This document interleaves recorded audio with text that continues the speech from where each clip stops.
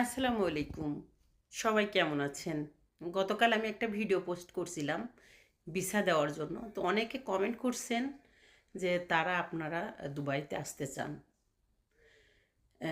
প্রথম কথা হলো এই মুহূর্তে দুবাইয়ের ভিসা বন্ধ।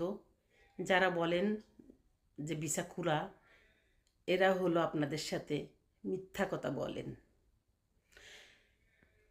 এখন দুবাইয়ের ভিসা বন্ধ, তবে হ্যাঁ, আশাবাদী খুব তাড়াতাড়ি ভিসা খুলবে। আর ভিসা খোলারও একটা কারণ, সেটা হলো আমাদের দেশে এই মুহূর্তে কোনো সরকার নাই, যে জন্য আমাদের ভিসাটা দুবাইতে খুলতেছে না।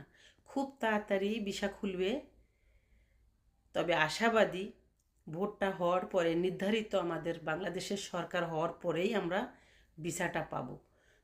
আর যারা, আমি বলছি যারা আবুধাবিতে দুবাইতে যারা আছেন এই মুহূর্তে, মানে ইউএতে যারা আছেন ট্রান্সফার ভিসার জন্য, যাদের ঘরের ভিসা ছিল, যাদের ভিসা চেঞ্জ করতে চান, মালিক ভালো না, ফ্রি ভিসা আমি দিতে পারবো আপনাদেরকে, ফ্রি ভিসা দিতে পারবো। আপনারা যদি অন্য জায়গায় কাজ করেন সমস্যা নেই, আমি পেপার তৈরি করে দিব কাজের জন্য।